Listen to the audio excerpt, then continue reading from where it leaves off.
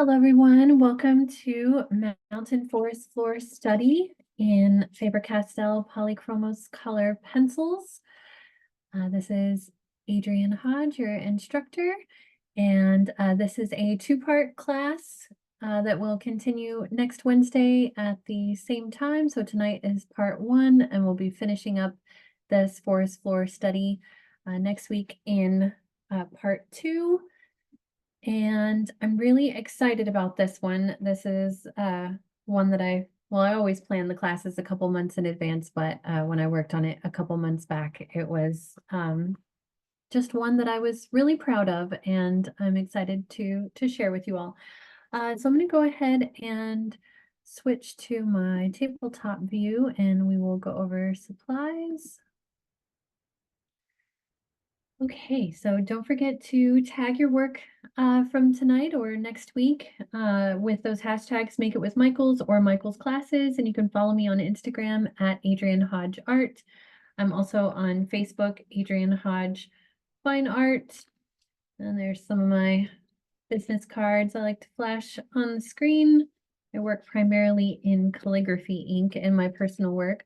I also have an independent class, which some of you have been joining me for, and you can find that through my link tree, and Chanel can drop that in the chat. And if you're watching later on YouTube, you just search my name, Adrienne Hodge, and link tree, and it should come up if you're interested. I've got an online draw club, and this Saturday we're going to be sketching a house plant together, and I basically just get you started with some tips and tricks for how to get started drawing different subjects, and it's a lot of fun, and you can sign up for that through my online shop in my link tree. So not associated with Michael's on that online draw club, but worth checking out if you enjoy my classes and my teaching style.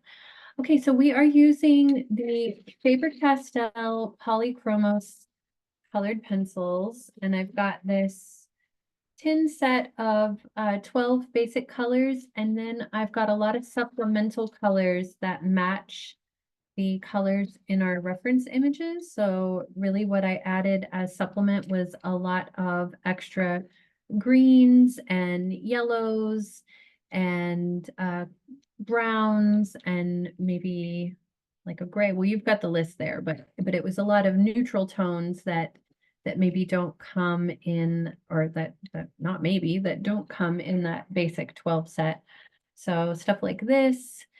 And I'll be honest, I got them a little mixed up here between my tin and what were the supplemental colors, but I know it was a lot of neutral stuff like this. So you're definitely going to want a lot of extra green colors and some browns in addition to those basic colors that would come in a classic set of colored pencils.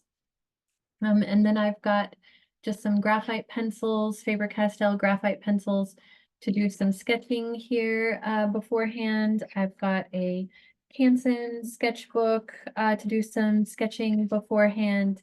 And then I've got some Strathmore toned mixed media paper here. I believe that's what was on the supply list. So those are the supplies, and I've got a synthetic eraser and a gum eraser, so or a kneaded eraser. So if you want to have either kind of eraser is good, but I'm probably going to be using my kneaded eraser the most for this, and I'll explain why as we dive in here in just a bit.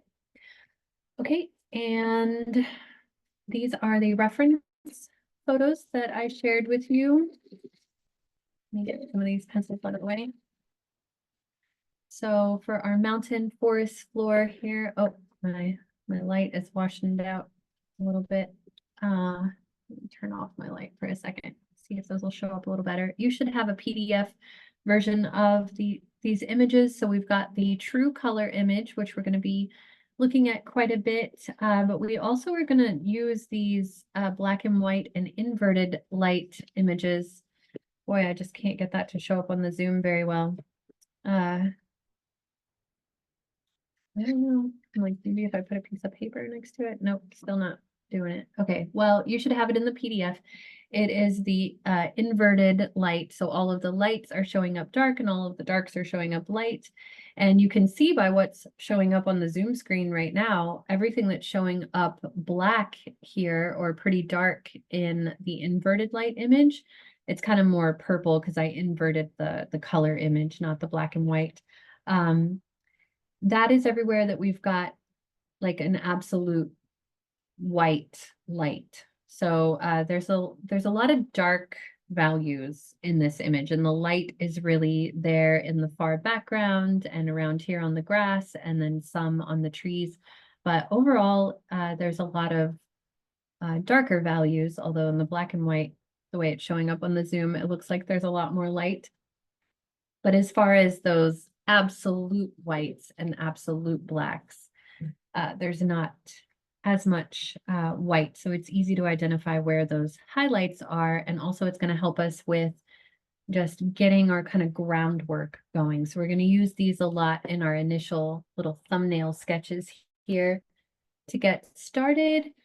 Okay, and then I just want to have a disclaimer about this class real quick. I'm gonna like, hopefully I don't seem dramatic. I'm gonna switch back to my front-facing camera. Okay, so real talk. Usually I try not to spend more time on these examples than the time that is allowed in the class, but I was using the same lesson plan for a small group class that I was teaching. And I put a lot more hours into this than 3 hours. So what you're looking at here is probably closer to 4.5 or 5 hours worth of work. So results are going to vary, y'all. We're going to do some preliminary sketching tonight to get us started with this. And then we're going to start to lay down the foundation for our colored pencil painting. This is really more of a painting. I said that in the description of the class, that when you have layers and you have blending, technically you are painting. So we are painting with these colored pencils, and it's going to take a lot of layers and it's going to take a lot of time. So you got to be really patient with this process, and I'll repeat a lot of this as we go, but I just want to say we're going to mainly focus on developing this tree in the foreground. We're going to spend a lot of time on this tree, and we're not going to put as much emphasis on these background trees. And if you have the time to spend more time on more areas of this reference image, then by all means do that. But, you know, just be gentle with yourself. Be aware that you are where you are in your art practice, and your results are going to be in alignment with where you are in your art practice. So I'm going to show you how I got here. I'm going to show you how I developed this tree, but my product, on this new piece of paper may not be as highly developed as this one at the end of our part 2 class next week, but it might be. We'll see. I'm going to do my best. I was saying before the class started, I might be able to do it a little faster this time. And I also did start out pretty slowly with my students before, because I was trying to, help where they were in the process. But yeah, this is definitely more than 3 hours here. Hopefully you'll still stick with me despite the fact that this is going to take some time. So pardon me, but I'm got a little cold right now, so I may have to pause to grab a tissue here and there. Okay, so let's get started with the preliminary sketching real quick. So I just want to do a couple of little thumbnail sketches in our sketchbook, and this is really important for us to get an understanding of the light. The light is so important here. And also we're going to be working really slowly to build up these layers with the colored pencils.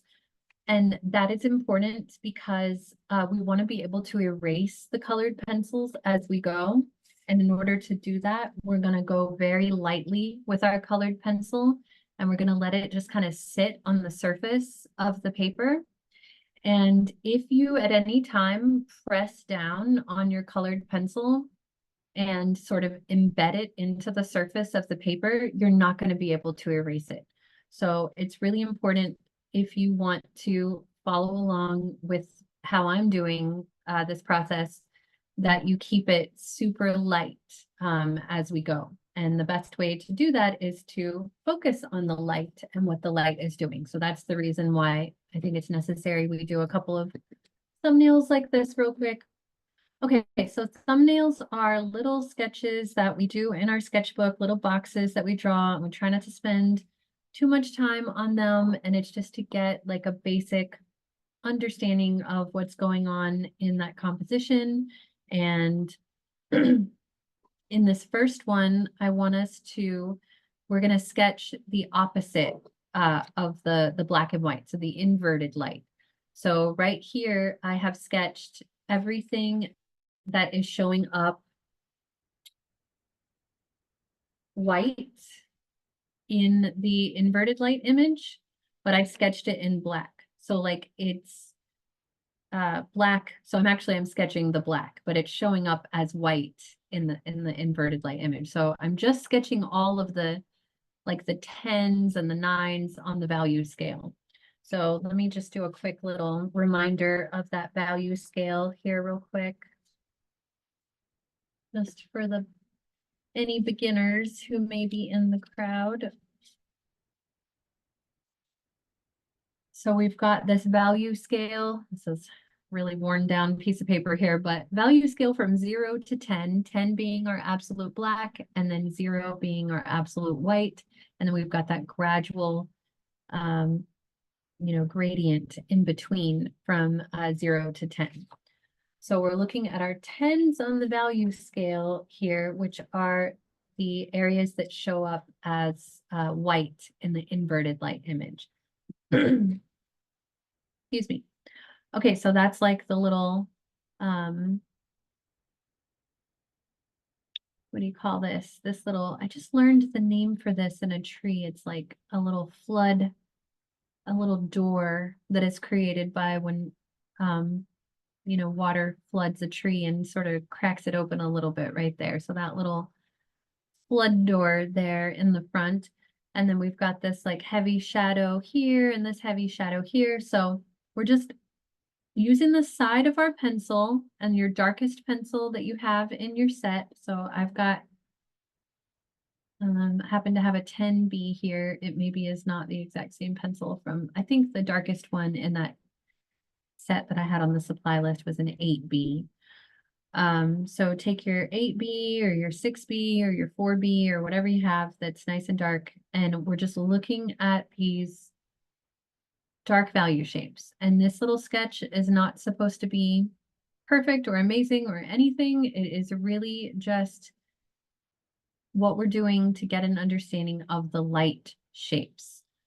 Because otherwise, if we don't look at these light shapes and sort of create a strategy for ourselves to build up this work here, it would be really easy to get kind of lost in the details.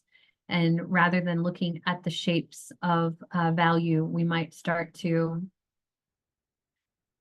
put leaves in there or start to put like little blades of grass, and we're not ready for that yet. Like right now, we just want these value shapes. So like, where do we see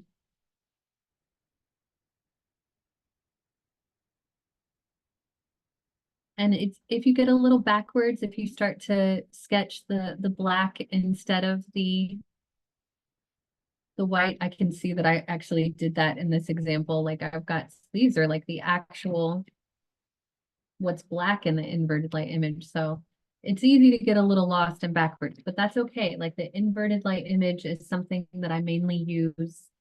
I use it a lot. Y'all hear me if you come to these classes or you come to the draw club. I'm all about that inverted light because it really helps to just get this understanding. And we've got a couple of really fun classes coming up in April that are really focused on the inverted light as well. The other thing I want to pay attention to is the landscape here and the contours of the landscape. And this is where Chanel always asks me at the beginning of the class, what other classes might I be referring back to? And I'm like, yeah, just that one or two. And then I get into it and I'm like, oh yeah, there was a class a while back on landscape studies, and that could be really helpful. Chanel also has the link to a class on drawing trees that could be really helpful if you're struggling with just the trees themselves. But yeah, the landscape studies class would be really helpful in regards to the elevation. So we're going to talk about that quite a bit throughout this process. But right now, I'm just looking at what is showing up white in the inverted Hey, light. Adrienne. Yes. Sorry for interrupting. The video, for some reason, in the center and on the left side is showing very blurry. Oh, interesting. Let me try messing with my video settings real quick.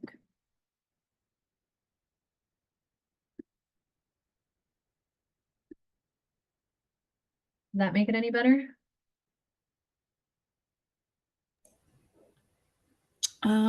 A little, but it is still blurry. Let me get it right in the middle of the screen here, more over to the right. I think maybe when I move on from the graphite, it maybe won't be an issue. I feel like I'm thinking back to when we had a class that was only on graphite a while back, that I think maybe the Zoom struggles to pick up the really light values in the pencil. I remember that from the last time as well. Yeah, so when I move on with the colored pencils, if it's still an issue, we'll. Where you have it now looks a little bit clearer, so I think you're fine for now. Okay, maybe it's just having it too far to the left or something. Okay, so yeah, we're just looking at what's showing up white in that inverted light image, and this is telling us where those dark blacks are. And it doesn't have to be perfect. We're just getting that basic understanding of those dark shadows, like which trees are in a really heavy shadow. And you could even, you know, switch to the black and white one and add a little more like value here, go a little darker where you're seeing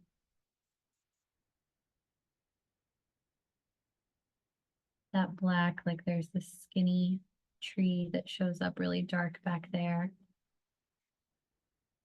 And you can definitely make edits in this composition. You can leave things out, you know, or kind of roll with what happens in yours, as long as it looks like, you know, trees and a forest floor. But there are certain areas where we do want to get it a little closer to what we're really seeing. Like this is the area we're going to be developing the most. So over here on this tree in the foreground is maybe where you want to really slow down and try to get things pretty close to how you're seeing them in the image, but still just focusing on those darkest values there. Okay, and then let's do another little thumbnail sketch. And this time we're going to focus on the light. And by default of focusing on the light, we may end up with a sketch that some of the dark values too, because all of those dark values are falling close to where light is hitting, like right here where there's that dark little cave in the tree, we've got the light hitting it right there at the edge of the cave.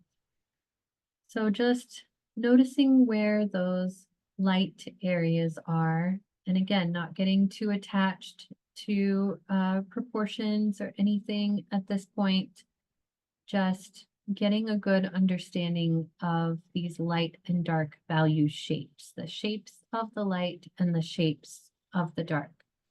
And yeah, that's really not showing up very dark on the screen right now. Let me press a little harder on my pencil. So in doing this, we're kind of by default following the contours. And if you are unfamiliar with contour lines, that's something I talk about a lot in all of these classes. That drawing trees class can be really helpful. Or if you, maybe Chanel can go and grab the other class with the limes that we had recently, a little refresher on basic contour lines. That could be helpful as well if you're struggling with the basics of contours. But basically we want to make our value that we're adding sort of wrap around these curves of the trees. So there's like the cylindrical curve that's happening. And then there's some straight vertical lines that are happening as well. And a lot of the tree bark is wrapping around this curve, or it's following that vertical line. And then in the background trees, there's a lot of vertical value following the verticals of those trees. So, but I want us to really focus on the light. There's this one tree that almost feels like it's searing white in the background there. So we'll put that one in, and then we've got this grassy area. So this is on a mountain, so it's a slope. So as we're adding this value, I'm going to describe the contours a little bit here. We really want to get this sense of like this downward slope that's happening here. And maybe you like sketch in these slopey lines like this. And this value here in the background is kind of on a higher elevational plane. It's coming down this mountainous slope here. So everything is not flat. And it would be really easy to kind of accidentally put to make it feel flat right here.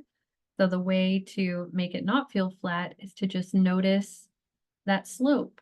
So like there's a couple of sticks right here on the ground. Oops.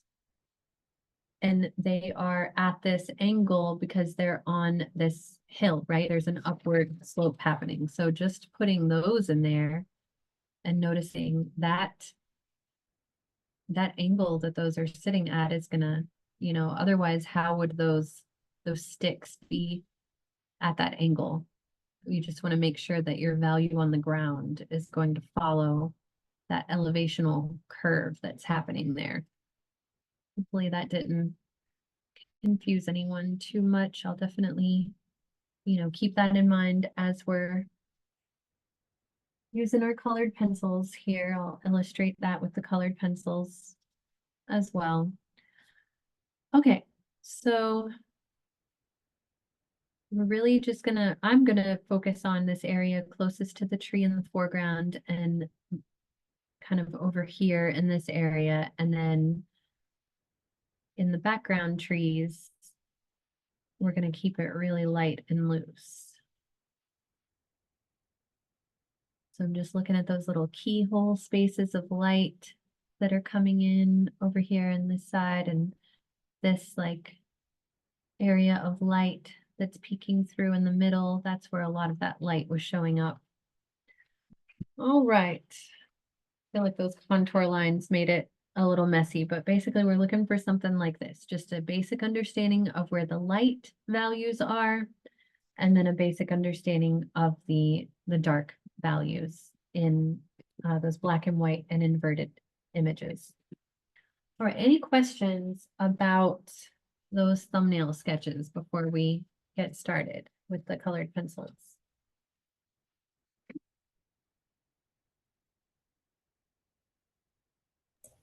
No questions so far.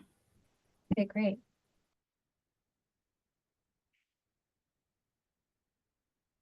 I have to take a tissue break, y'all. Give me just one moment.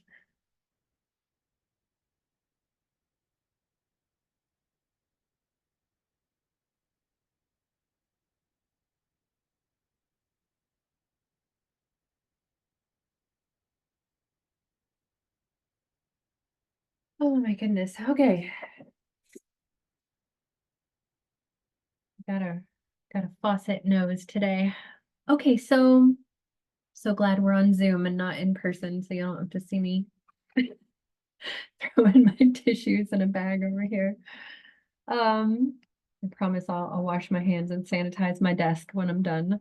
All right, so this is what I want us to look at this side of this example as we start to build up our values here. We're going to keep it super light, like I said before, and we're going to slowly build up the values and the colors, but I cannot emphasize enough that I want you to use the side of your pencils here. So let's even take a moment, maybe on an extra piece of, like I have an extra piece of my tone paper here, on a piece of paper that you're not working on off to the side. I want you to have kind of a little palette off to the side here. So, and you might even take all of your pencils that you plan to use before you use them and just give a little, you know, give it a little practice moment. And we're using the side of the pencil and we're not pressing down hard at all. We want to just let it sit on the surface of the paper. So it's really light. And oh dear, I'm noticing the zoom is not picking that up the way I would like it to, but it's pretty light on the page. So we really have to trust this process and go really light here. And as long as you're sitting on the surface of the paper, then you should be able to erase all of it completely. And you should be able to get it to go completely away. And let's just do the opposite for a second. Let's go super hard with the pencil, like really embed it in there. Like, yeah, everybody take your yellow that you have and do some really light yellow on the side of the pencil, keeping it on the surface of the paper, and then press down real hard and get it in the surface of the paper, and then try to erase both of those. One's going to go away completely, and the other one is not going anywhere. So that is the last thing that you're going to do when you're like 100% sure that you've gotten that area developed the way that you want it to. Then we're going to press down on the surface of our pencil. We might even I put a white gel pen on the supply list as well. We're not going to use it today, but at the end of the next class, we can do that to kind of make some of the white pop out a little bit. But I know it's really hard to work this way for a lot of beginners, especially. So I just can't say it enough. You're not going to get the same results that I have if you're pressing down really hard on your pencil right away. So we've got to keep it on the surface of the paper. So I'm going to start with my white, and I'm going to look at the true light version of the photo. So the, excuse me, the colored version. And get my iPad out of I'm not going to be able to have my iPad and that on the screen at the same time. One other thing I want to mention before we get started, someone in my small group class was like, how do you know where to end? Because I kind of have this floating on the page, it kind of has some implied margins here. And I was like, I don't know, I just kind of stop when I get close to the edge of the paper. So we're going to kind of let it disappear here. So the way that I think to make that happen is to just don't start at the top of the page. So I'll go, maybe an inch down from the top of the page, and that's where I'm going to start to use the side of my pencil and my white to start to put in those light values.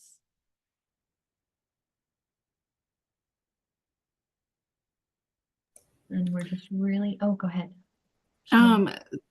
Somebody asked, is it okay to call out the numbers of the pencil colors?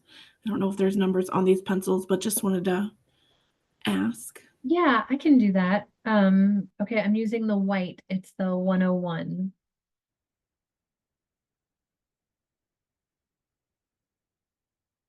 You could also use, if you happen to have a white chalk pastel. I do happen to have one right here, but just Same thing, if you're using the white chalk pastel right here, just keep it on the side of the pencil. In fact, I might use my white chalk pastel here at first just because it might show up a little more. And then we have another person asking if you can point out the area of the photo that you're working on. And a couple people are asking if you can zoom out a little bit. I am right in the middle, so we just spent that time looking at the light and dark values, and remember it was right here in the middle is where, like, you can see that's all that's showing up in the inverted light image right there. This area of white right in the middle. So we're starting from our lightest values, and I'm going to bounce around and put in all the light first. So I don't have much on the page yet. It's very small so far, because we're just building up really slowly. And I was just starting to say, you know, we got to be like the tortoise here with this process. Slow and steady wins the race. If you're impatient with the process of drawing, this is where we can say, you know, my favorite lines about patience. It's not something you have or don't have, it's something you practice. I'm going to go back to the white colored pencil because I just want to keep it kind of only colored pencil here. So yeah, it's going to take some time, folks. This is not one of those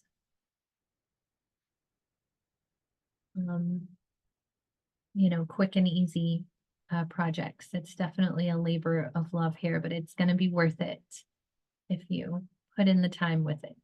Okay, so now I'm on that little area of light that's kind of at the top of the hill or the mountain right here. It's a little hard to see on my Zoom version, but in the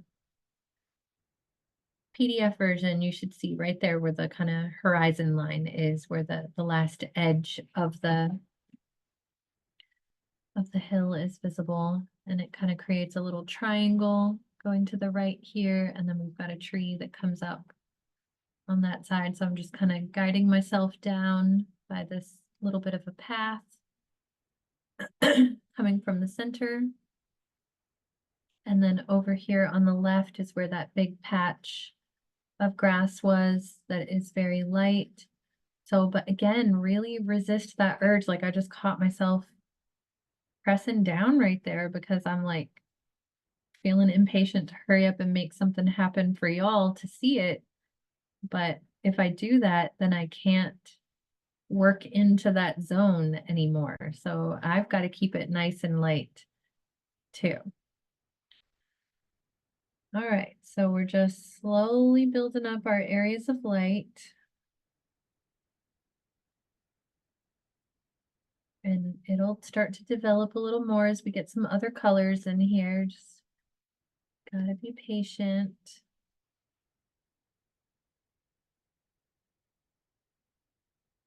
So as I'm doing this, I'm kind of keeping in mind that idea of that elevational curve that's coming down, right? So I want to try to keep like a diagonal line going, and that's one way to imply that elevational thing that's happening coming down the mountain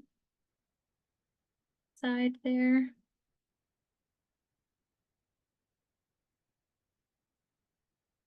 All right, let's go ahead and put one of these trees in here. So there's this big vertical tree with some light coming in over here to the right.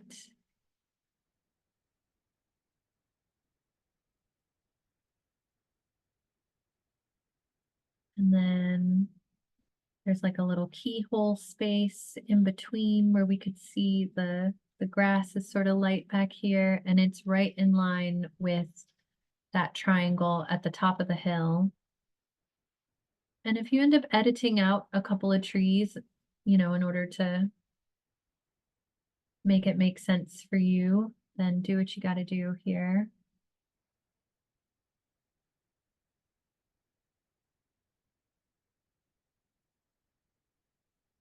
This is a marathon, not a sprint. All right, so now I'm looking at these areas of light that are happening on the little on the leaves that are kind of cascading down right here. So I'm still just using the side of my pencil and just putting in some of these little patchy shapes. And just really noticing that shift in the contours that's happening like anywhere you're putting in those leaves. Okay.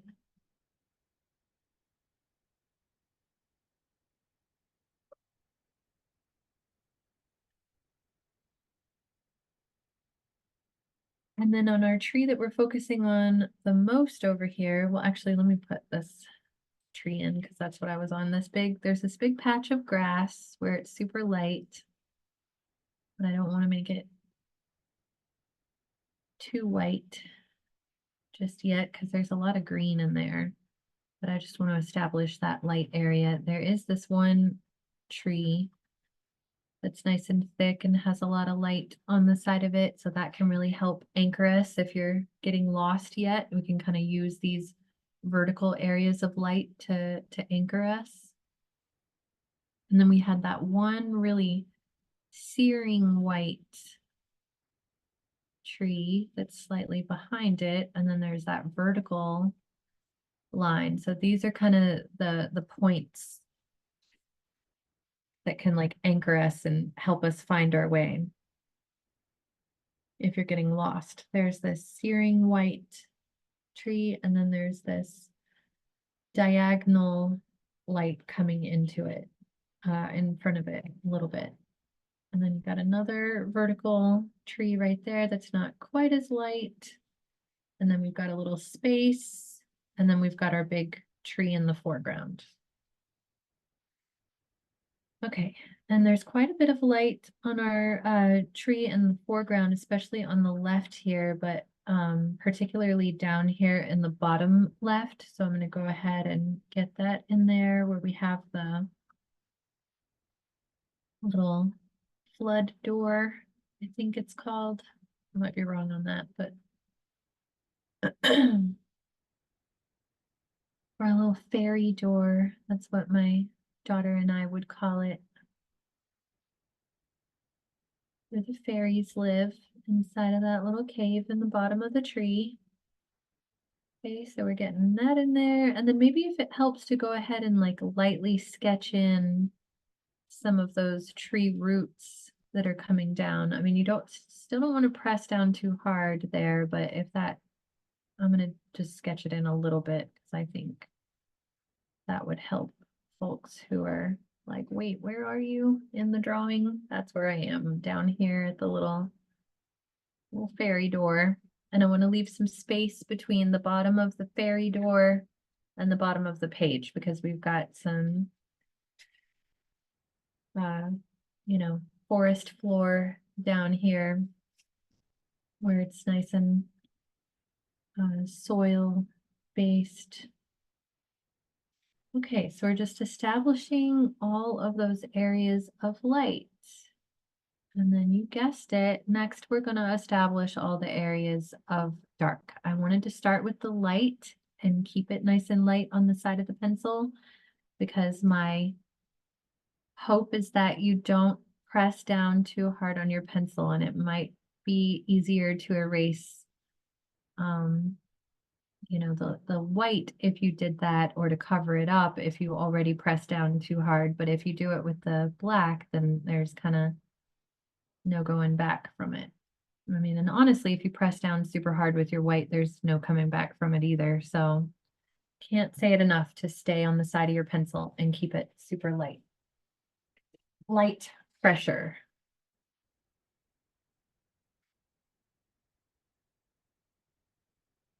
And also we have almost an hour left in the class. We have 50 minutes left together tonight. So there's really no rush for me. And we've got a whole nother hour and a half next week.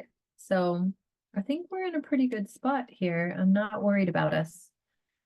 So if you're feeling impatience, take some deep breaths. I wish I could take a deep breath through my nose more than I can right now. But deep breath in through your nose. Ask yourself, what is the rush for? Why do we need to finish this so quickly? Like, I hope that you are here to learn, in which case every part of the process is vital to that learning curve, and we are where we are on that learning curve. And yeah, there's just no rush.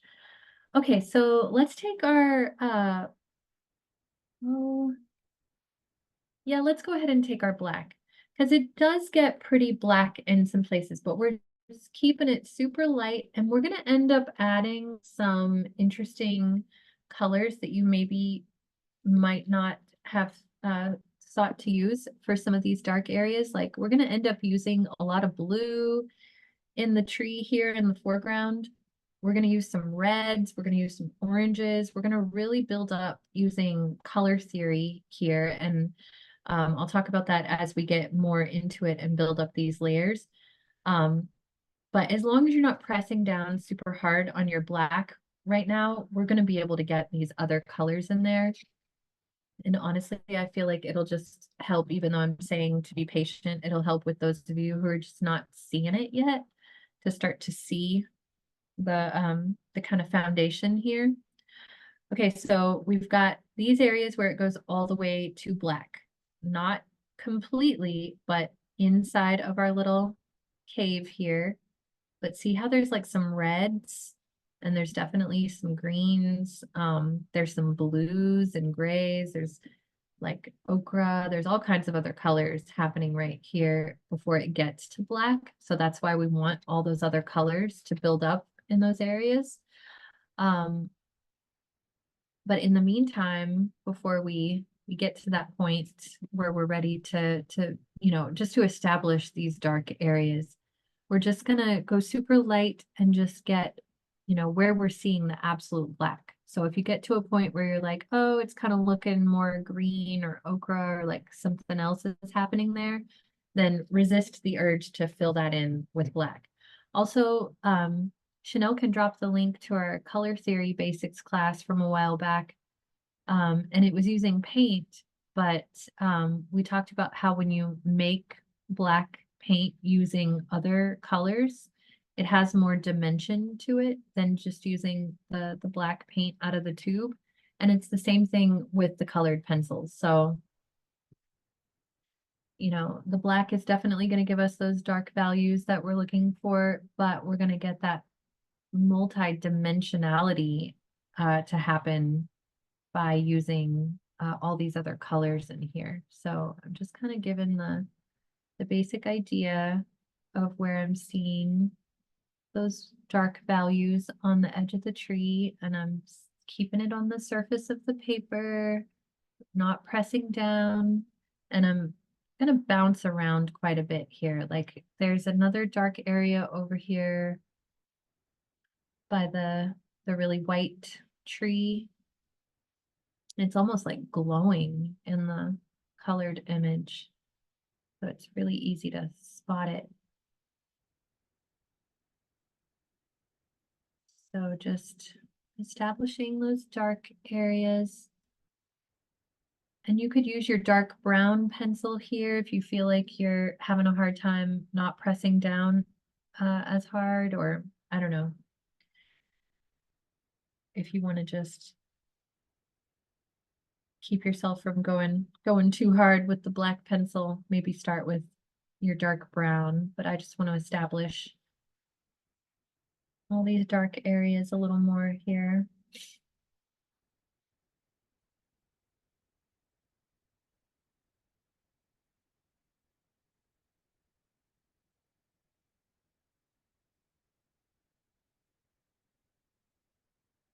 So I'm really jumping around quite a bit here. I'm not staying in one place for too long because I want to resist the urge to put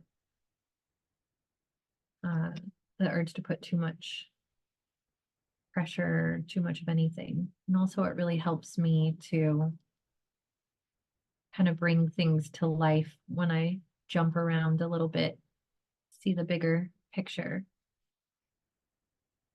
Don't stay in one spot for too long, or else I start to overwork things. Like even right there, I feel like in that one spot, those trees are not perfectly straight lines. There's a little more spaces happening in between those. So I might erase those. And go a little slower right here and notice how the leaves kind of come in into it. And it's more of like a broken line like that.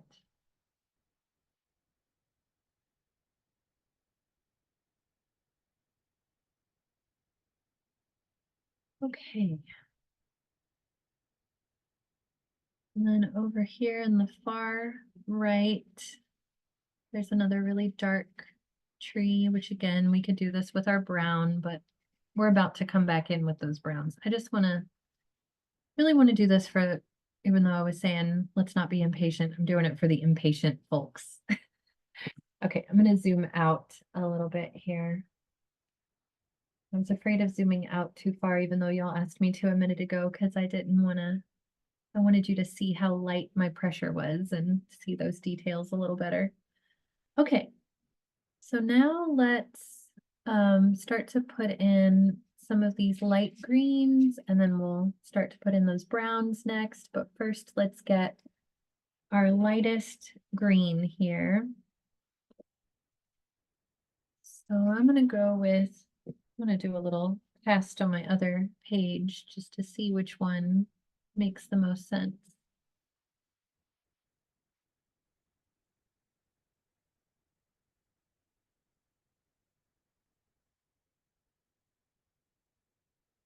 Go ahead and just get all of the greens that I have here out.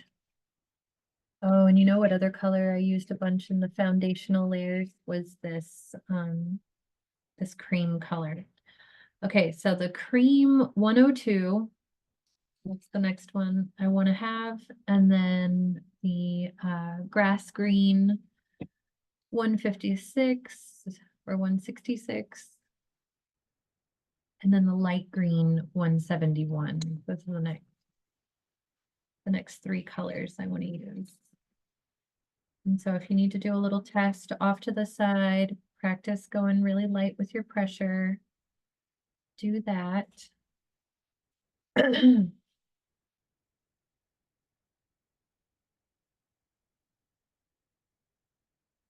Oh my goodness, y'all. I am going to mute myself for just 30 seconds and blow my nose. I just don't want it to be so unpleasant. Give me just a moment. Are there any questions, Chanel, you could read?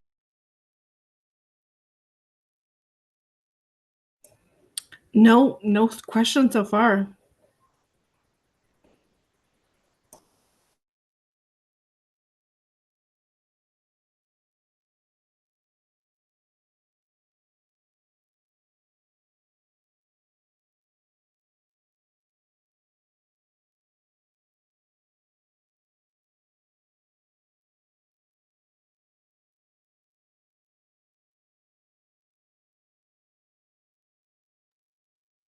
Okay, thank you.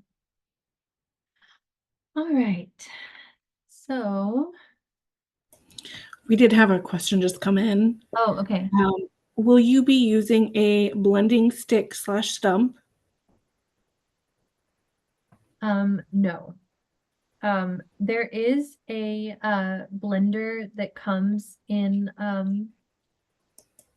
your colored pencil kit, or you can buy it separately.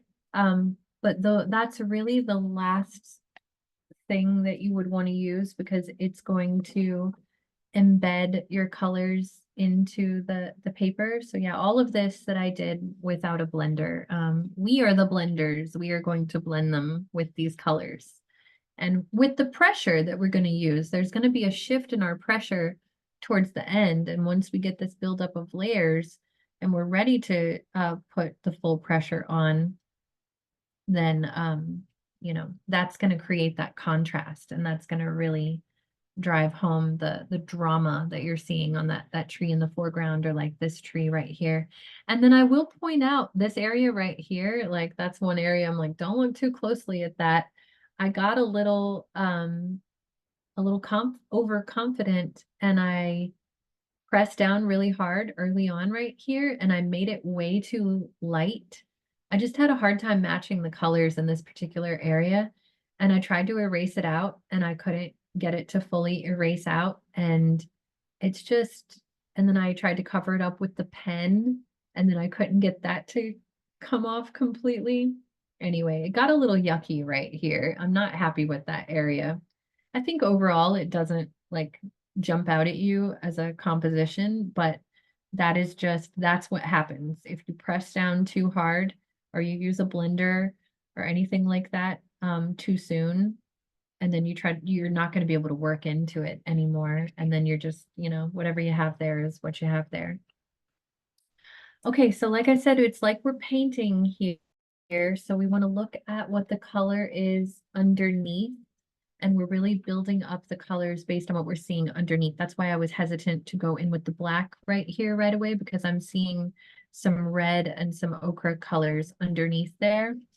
And just look at the difference between like adding that red in there, like how that red and blues and purples and like all the different colors I use, they just really create that dimension down there.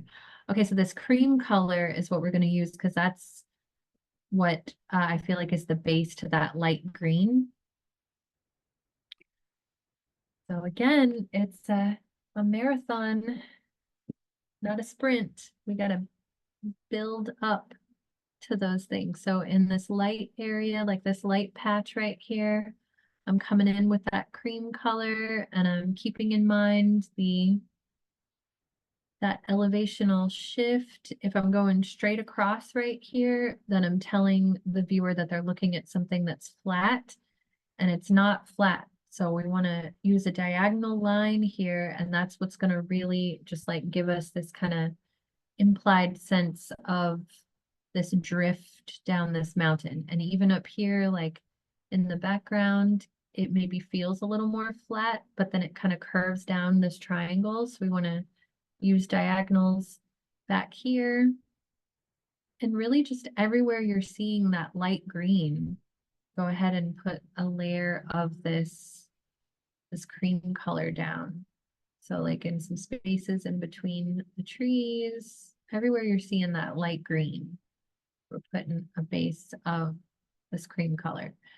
So yeah, and this would be a good time to talk about like what people complain about with colored pencils. Colored pencils are really deceiving. They seem like a really simple medium to master because, we use them as kids. We use like the matte pencils, and, they feel like one step up from maybe crayons, right? And but then people complain that it feels really um cartoonish or kind of flat, and it doesn't have like that multi-dimensionality to it, and it's probably because they're only using one or two colors, and they're not getting more nuance to the colors, and having these layers of all these different colors in here are what are really going to start to create that multi-dimensionality.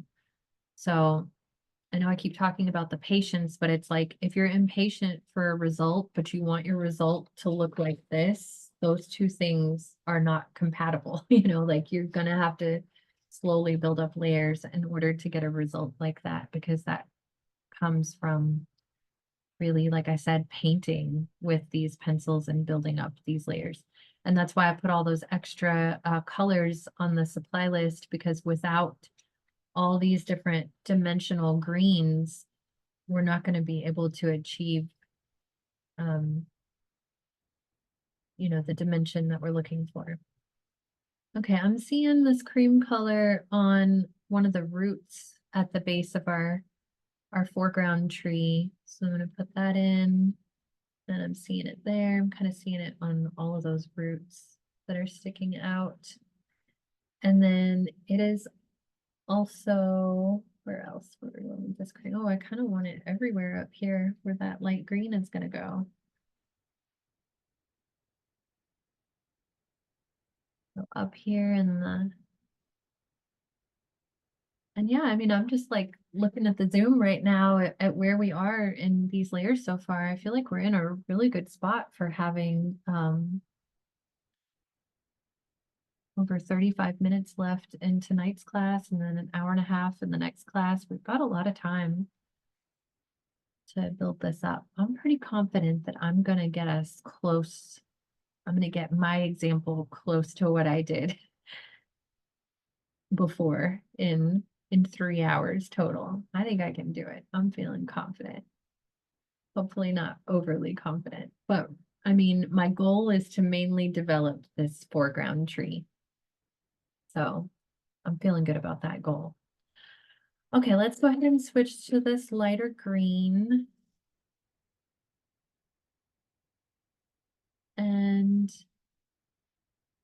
kind of making little circles with the green, not to like draw individual leaves, but more like the mass of those leaves, the clumps of the leaves. And that class on drawing trees is really helpful for that in talking about how to achieve leaves that are far away. Like we're definitely not seeing individual leaves on these trees from this distance. We're seeing this like shape that the mass of the leaves creates when they're all together. And yeah, I know it's hard to see this green because this is again like a foundational green here. Once we start to build up some layers, we'll be able to put some pressure down in some places. And like there are places where it does like that searing white tree. You could go ahead and put the full pressure on your white right there, right now, if you're just like aching to put the full pressure on something. If you've got that tree where you want it to be, you can go ahead and do that. I don't want to be like too strict about not putting pressure on anything. You can get it out of your system right there on that one, because that one's just searing white light and it doesn't need anything else on it to build up to that. And yeah, once we start to establish some of these like areas of leaves, pretty soon here we'll be able to start to put some pressure down in some places. So you'll just hang on a little longer with this light pressure and we'll get there pretty soon. Okay, so again, I'm just bouncing around. Don't want to overwork any one area too much. And even though, you know, we're using green, there's like 3 or 4 different greens that we want in some of these places. So starting with this foundational green is a good place to start. All right, see, this is where I was kind of getting a little lost earlier and I went a little too much with that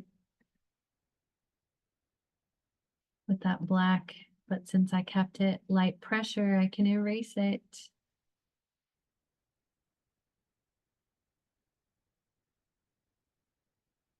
My daughter, who loves to argue with me about a lot of things, she was asking me why I had an eraser with colored pencils. She was like, "You can't erase colored pencil."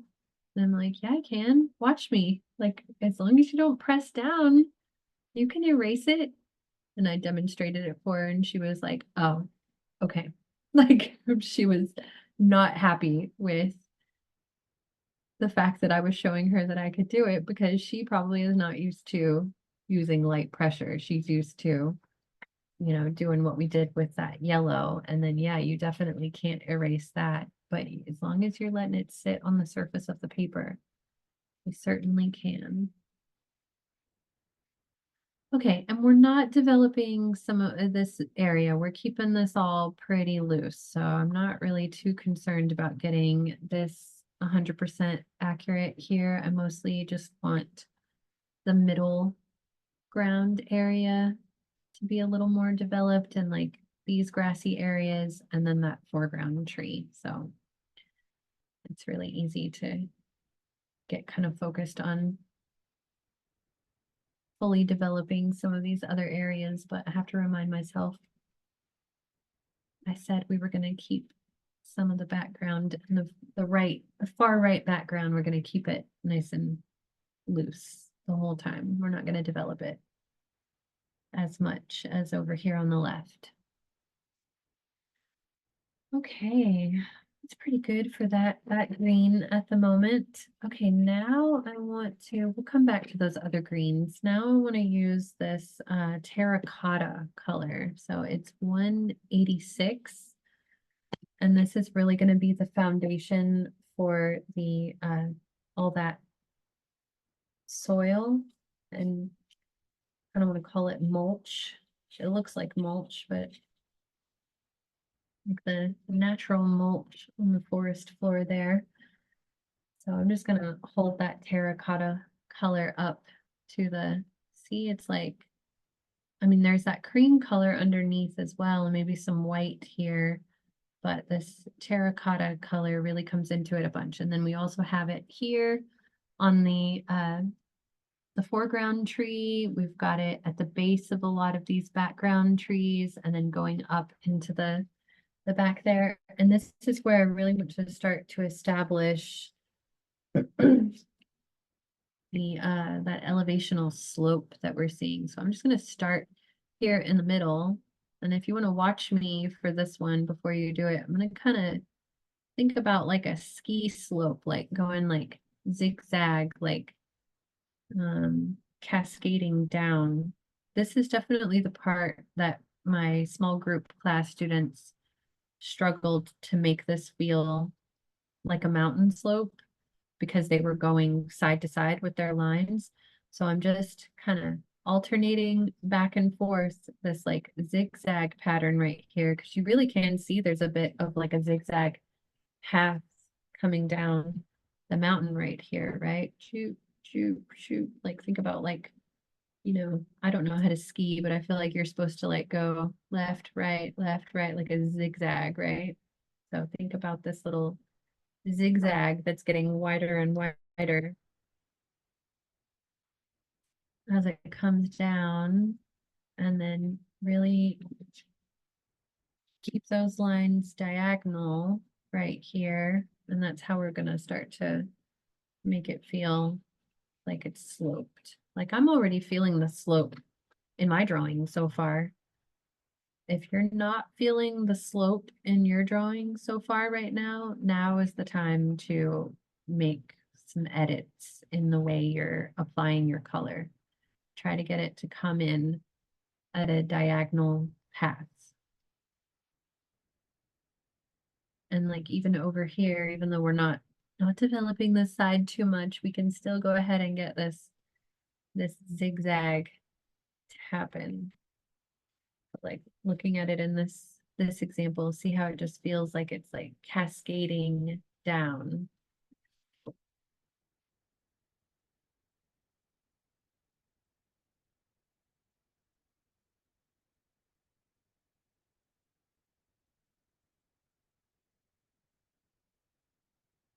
So I'm just thinking about that kind of alternating zigzag. And then down here in the front, we can start to make it a little more horizontal, make our lines a little more horizontal, and start to establish, although it still does slope right in front of us right here, so you could keep it diagonal the whole time, but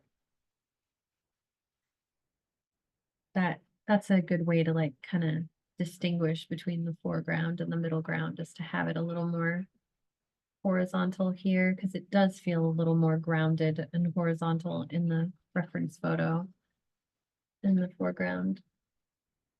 Okay, and then on these background trees, there's like some nice verticals that have that terracotta color.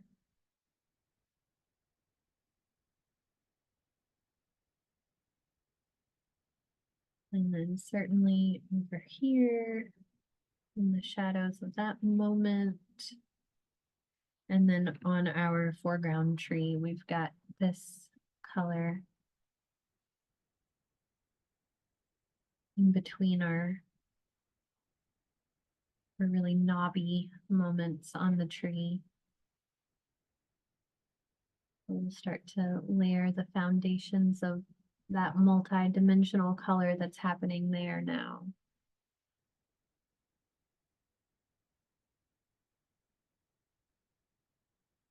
And I honestly love how this looks at this stage, just the texture of these light lines and how ghost-like the image feels in this moment. There's nothing about this process that is not delightful to me.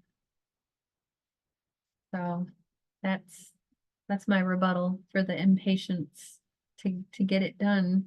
It's like, I just think it's lovely in these early stages too. All right, well, let's get some dark brown going. Really start to come to life. So this is the walnut brown 177. And again, do your little test over here. Maybe practice, especially with the darker colors. Practice to see how light your pressure needs to be to erase it completely. Because it's easy to get carried away and, accidentally make one of the trees, go too far or something. And you want to be able to have that control over it and erase it. Like, I'm already a little lost. Like, what is this black right here? Oh, that was like the tree stump. There's like a tree, a log here in the middle ground. I think I put that a little too far to the left in my demo here. So I'm going to erase that and move that over. I'm like, what is this blob right here? What's that doing there? That I feel like belongs a little farther over here. I'm just going to establish it again with the brown. Okay, so with the dark brown, I'm just doing sort of what we already did with the black, but there's a lot more of this medium dark brown than there was black. So we can start to get some of like the bottoms of the trees in there.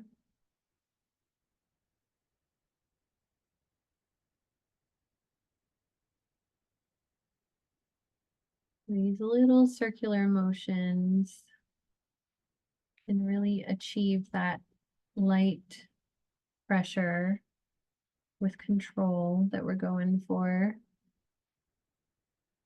And like in this moment right here, behind the searing white tree, there's a really dark area. Maybe you go ahead and put a little more pressure right there, because that doesn't have a whole lot of dimension to it other than just brown. So if you feel like you've got that in the right place and you want to go ahead and press down a little harder right there, by all means, go ahead and do that. Really, I just want you to keep it light pressure anywhere there's more colors that we need to blend. But if that's the last color you're going to put in that spot, then, putting a little more pressure right there makes sense. And also, I always have to add, in any class, I am not the boss of you. You can do whatever you want.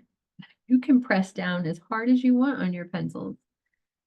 But if you're trying to achieve an effect like I have in this example, this is how I got there. And I'm not sure that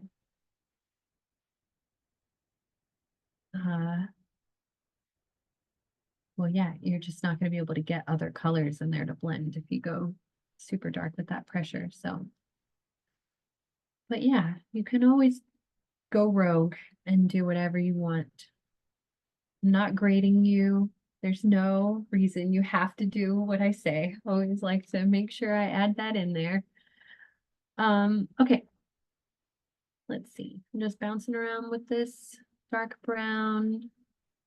And yeah, like on these trees over here where it is really dark black, just using brown and black, I think is a great way to give that some dimension. But you could also come in there with some blue if you kept it nice and light, and that would give it an extra dimensional layer.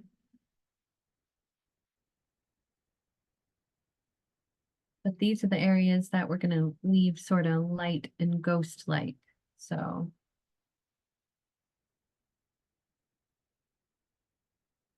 just bouncing around over here, but not putting too much. Just not worrying about it like being perfect over here. Letting it be a little more light and sketchy. More of like the impression of what I'm seeing. So like if your keyhole spaces don't match up perfectly over here, I wouldn't worry about it. I'm mostly just concerned with getting this area closer to what we're seeing in the photo. All right.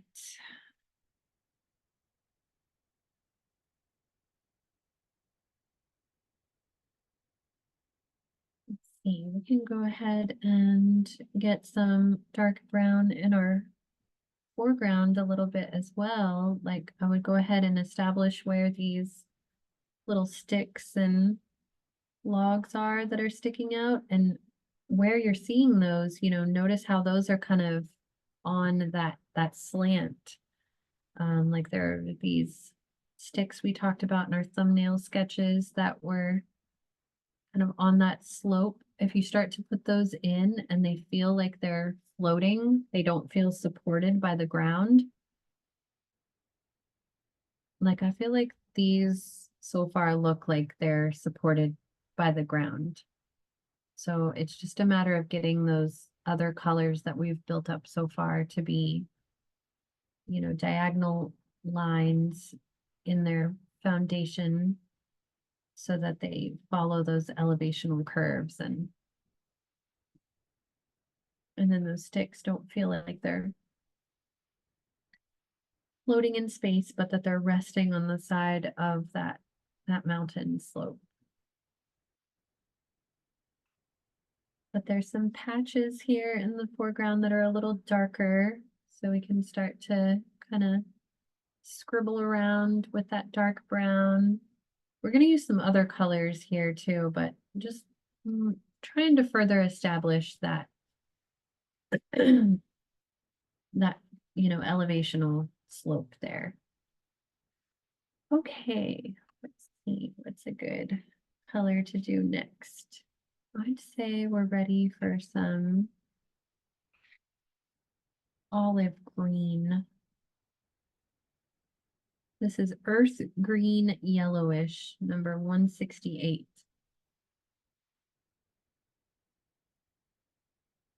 And here, I'm going to do a little test of it real quick.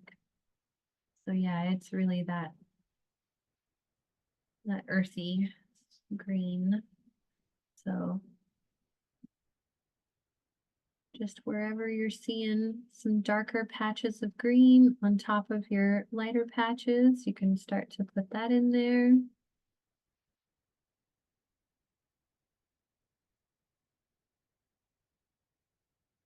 Building up our ghost-like blobs of green.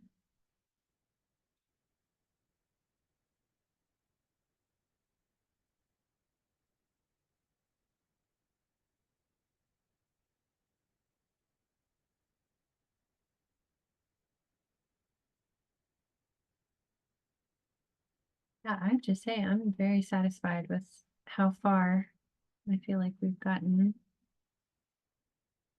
with this, and we still got 15 minutes left. I just have to stop myself from going too deep into details over there on the right. I'm already starting to put more over here than I did in the other one. Gotta keep gravitating more towards the left now.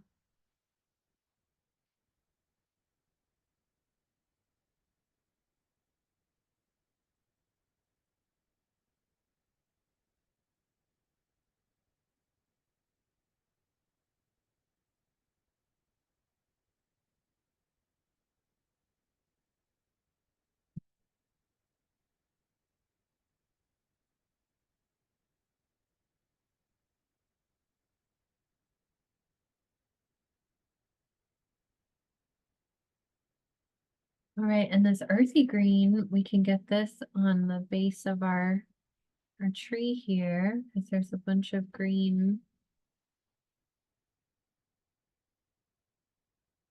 down here. We're going to use a few different greens, but this earthy green is definitely a good foundational color. Although I maybe want a little bit more of this cream color down here too.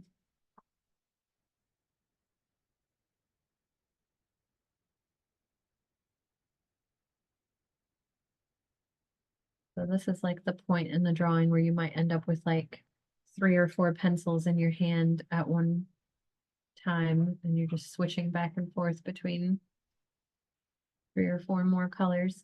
Okay, so right here, we want to give the illusion of this like curve inward that's happening. So I'm kind of coming out from the center of where it gets dark black, and I'm like making a little C curve right here because I really want to give the illusion of this like this bend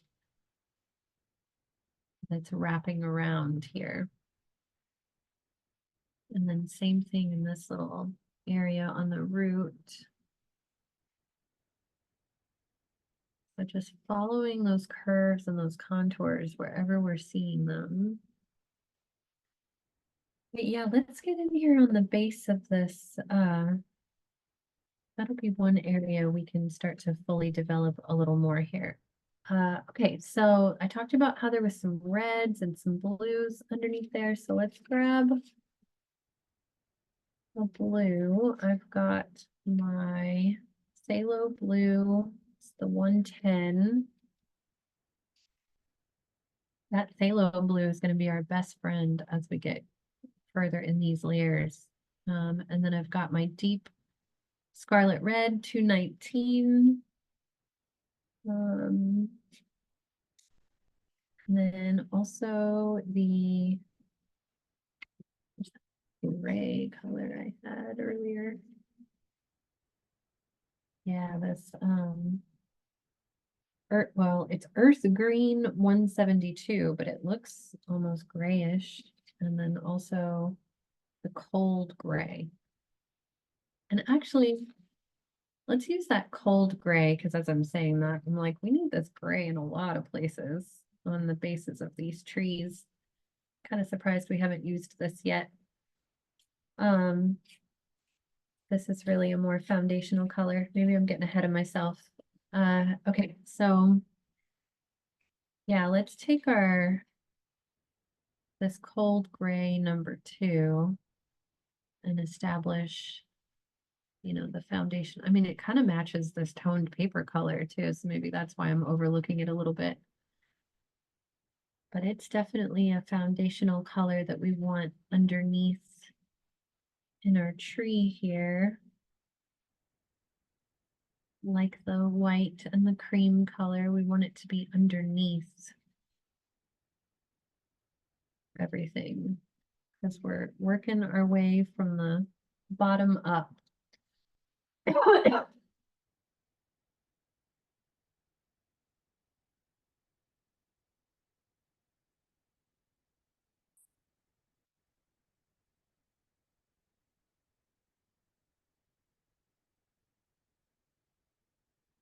So I'm just getting a nice layer of this cold gray number 2 color underneath this entire foreground tree almost.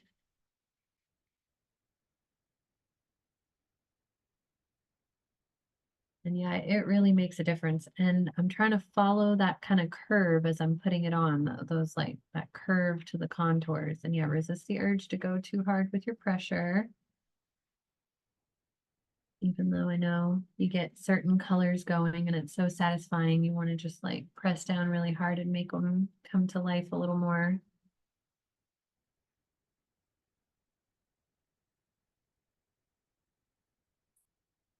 Okay, so, and then I've got this earth green 172 color.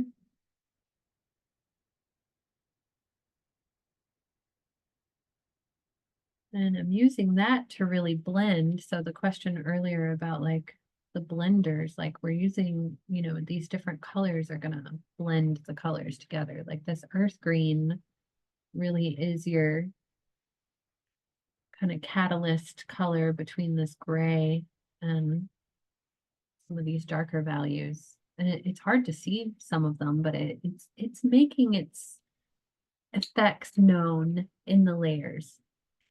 Okay, and then I've got the cadmium yellow too. This is where I'm probably going to start throwing out a lot more colors at y'all, but there's a lot of yellow here on this one root in particular. So, and I just went a little hard with my pressure. I hope I can erase that. I didn't mean to go so hard. And this is where using an eraser, it's like when you've put 3 or 4 layers down and then you erase the top layer, the bottom layers can come with it. So keep that in mind. You may have to, you know, go back in if you erase out an entire area and like put something back in, like maybe put the gray or the green back in if you erased something right there like I did. And then I'm just going to go a little softer with my yellow. And then it's interesting how once you get certain colors in your hand, I'm like, oh, well, while I'm at it, I could go ahead and put some of this yellow kind of all over the forest floor where I'm seeing it. And it's going to really start to blend together some of the layers that we've done so far as well. And then, yeah, in some of those like really bright green areas in the grass, having that yellow in there is going to really make that light green pop. So we had that cream color, but this yellow color is going to really help in those areas as well.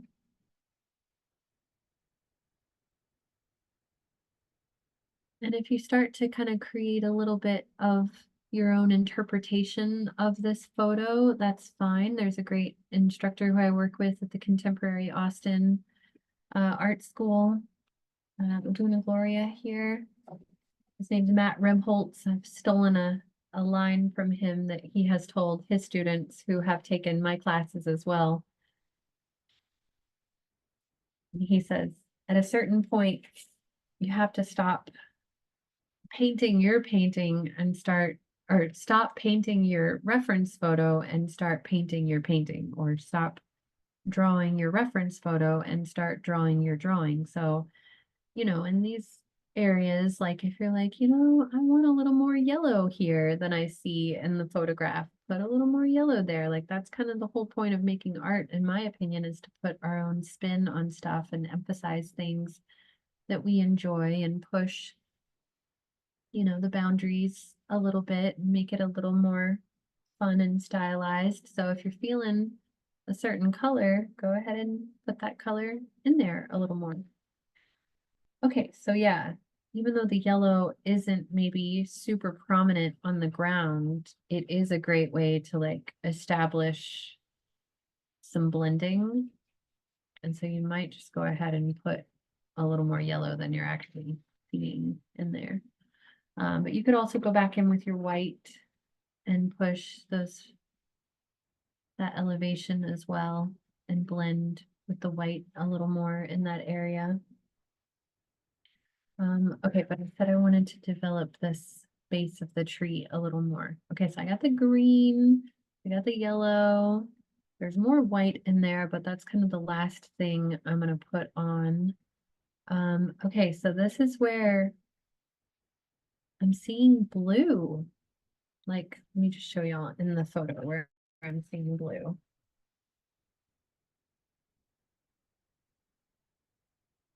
Like right down here, I'm seeing blue. I'm seeing a little red here. I'm seeing a little blue here. Put some blue down here, and blue and brown will get you black. It'll make it look black if we layer blue and brown. So if we were to go back to all of those areas where we put that black or that brown earlier and just add a little blue to it,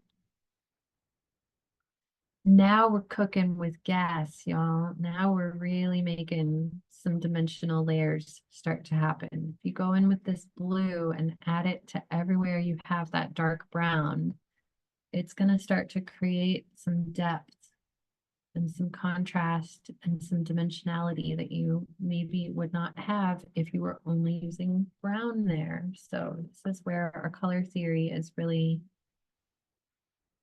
really important. So I'm just going to go ahead and give everything that is brown or black so far a layer of blue. And then I can go back on top of it with my brown. And it's going to feel really black, but it's going to have that dimension to it. And then I maybe do just see a little bit of blue right here, like on the edge of that tree root. Okay, and then with the red, so that was the scarlet, deep scarlet red. Build up a layer with some red in here. And then I might even use a little bit of red really lightly in the foreground soil. Or maybe I'm like, nope, that's too much red. I want to tone it down. Then you can use that terracotta, because I really feel like the terracotta and that red are what's showing up here at the edge of this little cave. But then also the green is important right there. So it's a lot of layers happening to the colors here at this little edge.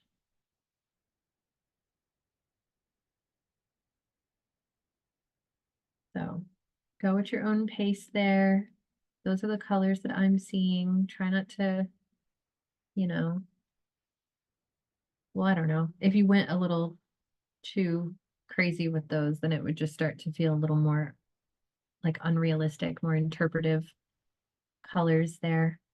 If it starts to feel that way, you can just, pull back and go back to like the green and the gray and the white in that area, or the terracotta color, and that'll kind of, bring it back down to earth if it's feeling a little too psychedelic or something. Or yeah, just going over it with that walnut brown is another way to kind of tone it down again. But having all those colors underneath just is going to give it so much more dimension versus just using that black colored pencil right there. And then once you've got all these layers of color and you're like, yeah, that's looking pretty good, then we can go ahead and press down with our pressure here and start to make it really have some contrast and some depth there at the edge. And then I'm going to kind of let up on my pressure so I can get a nice blend to happen from that edge where it's super dark to where there's some light coming into it. And then there's this little moment down here where it gets really dark at the base there. But if I build that up with like a little red and a little, I know this might seem bonkers, but this magenta too, this magenta color.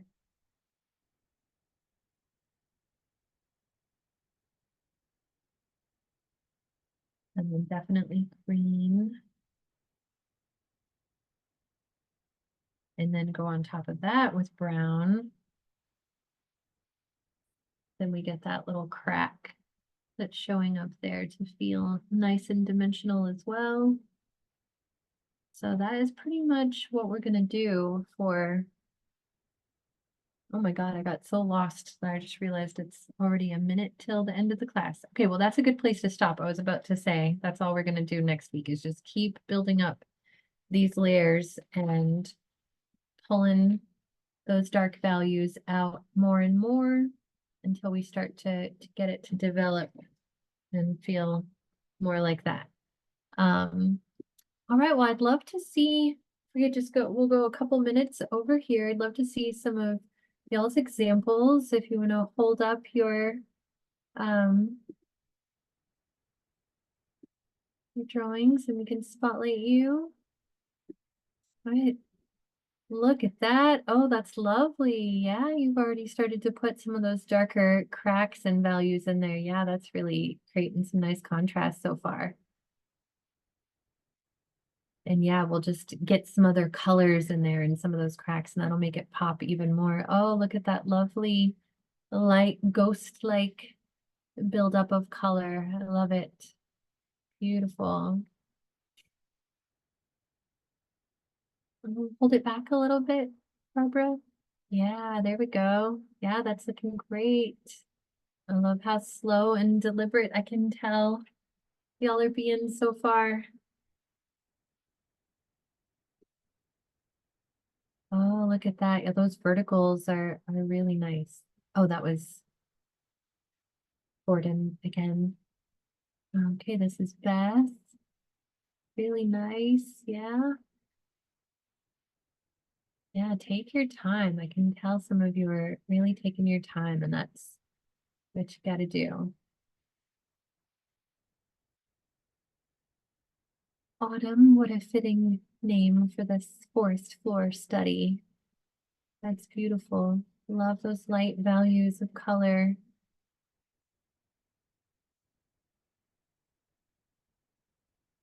Diana. Oh, wow. Yeah, Diana, that's really lovely.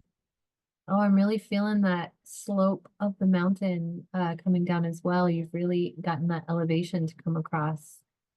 That's gorgeous.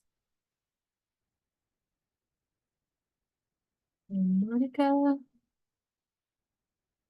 Oh, yeah. Yeah, you've got some nice values and contours going on that foreground tree so far. That's really lovely.